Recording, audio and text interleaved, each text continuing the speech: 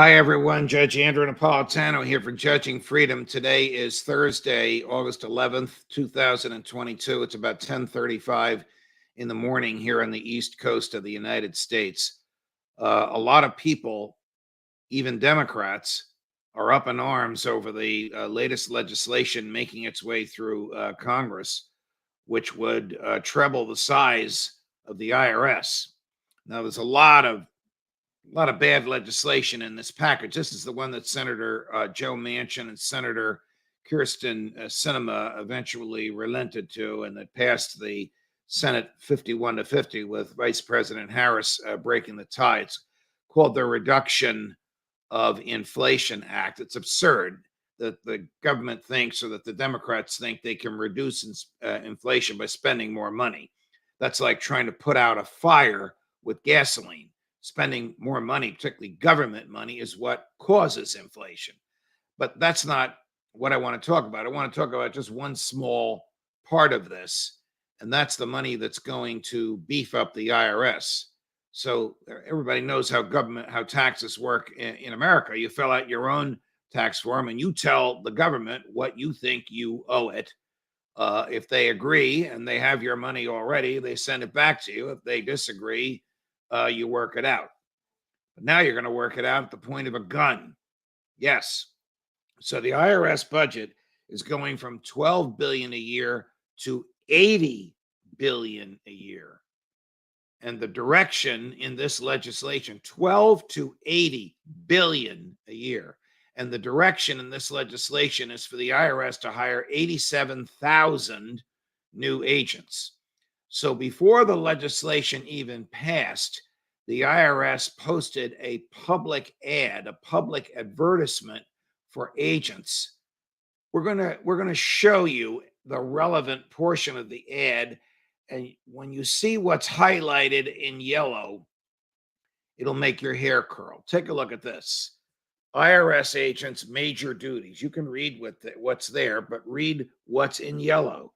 Carry a firearm and be willing to use deadly force if necessary. Carry a firearm and be willing to use deadly force if necessary. Up until the enactment of this legislation, which hasn't passed the House yet, and so hasn't been signed into law, only IRS agents in the Criminal Enforcement Division, which is a very, very small division. The vast majority of the IRS is accountants and clerks who are processing and reviewing tax returns.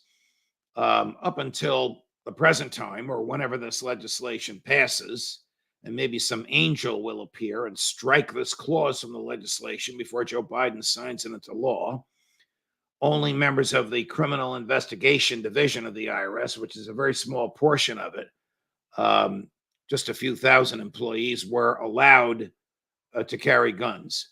Now, of course, the vast majority of IRS agents will be carrying guns. What do you do if an IRS agent with a gun and a badge shows up at your house? Ask the person for his or her business card and then say, "My lawyer will call you." Don't answer any question. Don't even tell them who you are. Just ask for the business card and politely close the door. If they have a warrant, there's nothing you can do about it. You have to let them execute the warrant, because the warrant will allow them to use force to execute it. It's unusual for that to happen. They usually knock on the door and pay a visit with you first. But remember, under the Fifth Amendment, you have a right to remain silent.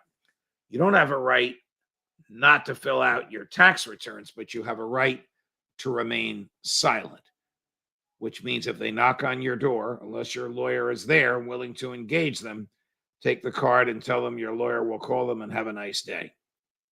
Why are the Democrats doing this? I don't know. The IRS is not going to target just Republican taxpayers.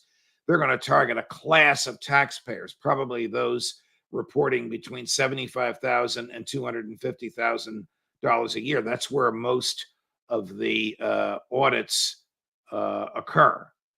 Now, audits are usually civil audits and done peacefully, meaning the IRS agent who's ordering the audit and working with your accountants on the audit does not carry a gun and a badge and doesn't come bursting into your house, and you meet peacefully, amicably at an IRS office near your home.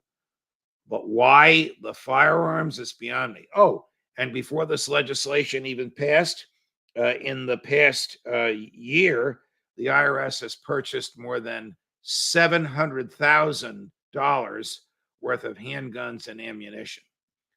Something bad is coming down. Judge Napolitano for Judging Freedom.